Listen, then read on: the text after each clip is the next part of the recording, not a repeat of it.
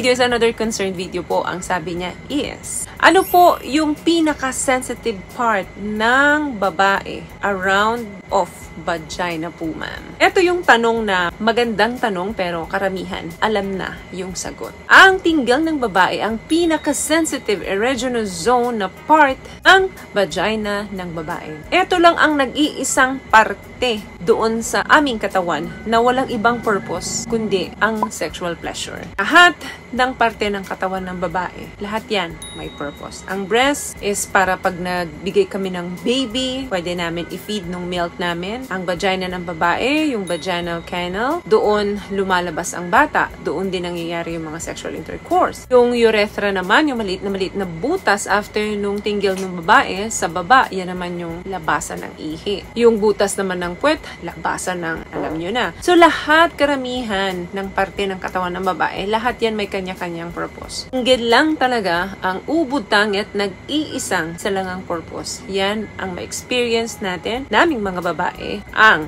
sexual pleasure. Next question, ano ba ang clitoris or tinggil? Ito yung pleasure center ng aming reproductive anatomy. For example, ito, no? Dito mo matatagpuan sa taas yan. Ito yung vulva. Ito yung pinaka-taas kung saan matatagpuan ang tinggil. Isang tiny knob or parang maliit na korteng mani lang. Pero alam nyo po ba na ito ay isang part lamang ng tinggil ng babae. Dahil sa ilalim po niyan ay mas malaki. Parang iceberg po ito. Tip ng iceberg na binubuo of a complex network of erectile tissues and nerves. Matatagpuan sa loob at sa labas ng katawan namin. Yung nasa labas, yung maliit na nakikita ninyo. At yung nasa loob, yan yung mas malaki na parte ng tinggil ng babae. At kapag na-stimulate ito, of course, nakakaramdam kami ng sexually aroused. Pwede rin makatapos kaming mga babae dito. At minsan, kahit na wala kaming big O, napakasarap ng pakaramdam sa babae kapag ito ay nalalaro ng tama.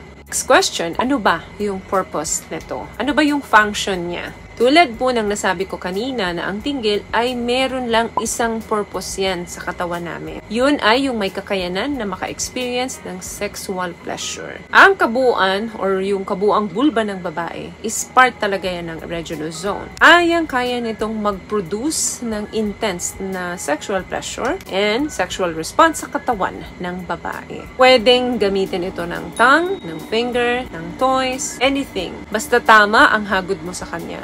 Ito yung pinaka magbibigay ng intense sensation sa babae. Tanggalin natin tong singsing para mapakita natin ng gusto. Andito po ang glans clitoris. Yan yung tiny na button na pinaka-sensitive. At bago mo makita yan, may makikita kang clitoral hood na nakabalot sa kanya. Pero meron naman pong ibang tinggil na walang nakakover na clitoral hood. Yan po yung extra screen na nakakover doon sa clit or tinggil naming mga babae. What I love about this product, itong No More Dark Secret ng K-Skin, bukod sa may advanced whitening na siya na kung saan pwede niyang matulungan na pumuti yung mga singit-singit mo, moisturizing, meron siyang anti-irritation, antibacterial, maintain healthy pH level. Hindi lang pambabae, meron din po tayong pang-lalaki. Take note, iba-iba din po ang itsura ng tinggil ng babae. Depende sa view. Kung nasa gilid ka at sinipat mo yung tinggil ng babae, minsan iba. Pag nasa harap ka, iba. Pag nasa left ka, iba din. At iba-iba din po talaga ang shape ng ibang tinggil ng babae. May maliit, meron namang medium, meron namang large. Merong nakalabas na tinggil, meron din namang hindi nakalabas. Around 8,000 po ang nerve endings ng clitoris ng babae. Imagine kung gaano ka-sensitive ito kapag nahahawakan dahil sa dami ng kanyang nerve endings. Kaya ganun na lang kasarap sa mga babae kapag ito ay nahahawakan or nalalaro. Sobrang pleasurable sa mga kababaihan ito. Kabilang na din dyan ang erectile tissue. Kaya ganyan siya ka-highly sensitive from the word erectile. Yan po yung parang ari ng lalaki sa amin. Meron kasing erection din na nangyayari sa tinggil ng babae kapag high highly stimulated ito. Naninigas din yan tulad ng sa lalaki. Dahil nga very sensitive ang tinggal na babae, iwasan yung masyadong pagrarab dito. Or else, magkakaroon ng hapdi kapag lalo na direct pressure yung ginagawa ninyo. Sobrang na-stimulate during pagtatalik kapag ginagamitan nyo ng mga toys, tapos mali yung paggamit ninyo, nadidiin ninyo masyado, nagagasgas din po yan. Kaya humahapdi. Iwasan po yung ganyan. Dahil pwedeng magkaroon ng discomfort, pain, or infection yung babae. Iwasan din malagyan yan ng mga creams, yung mga lotion, or yung mga bathing products na merong mga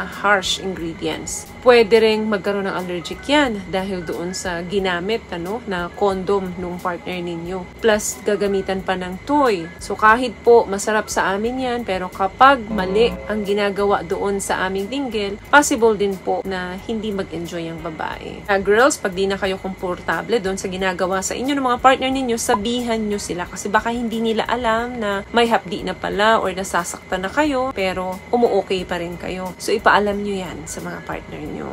So, yun lamang guys ang video natin for today. I hope nakapagbigay po ako ng tips sa inyo. At kung nagustuhan nyo po ating video, please give it a thumbs up, comment down below, and also share this video na rin po sa mga kaibigan na sa tingin nyo matutulungan po ng video natin. Once again, palagi po kayong mag-iingat at palagi po kayong manalangin. Thank you guys for watching and see you in our next one. Always love yourself and be a blessing. Bye!